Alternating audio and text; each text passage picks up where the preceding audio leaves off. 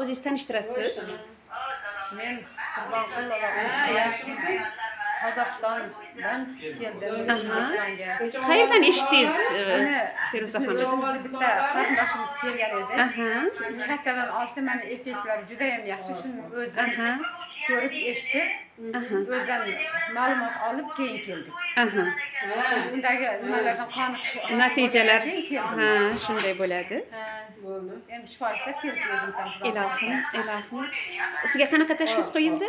Menga roshniyada, jigarda, Ya to'xtab turing, qarang o'tkada, menga qarang. qurut, lijalar, Menga akamni anaqalarini tashlab yuborib, rak yo'llarda tosh, hammasini. yo'llarda tosh.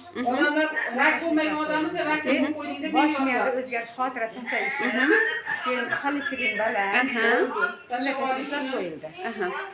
Xo'p.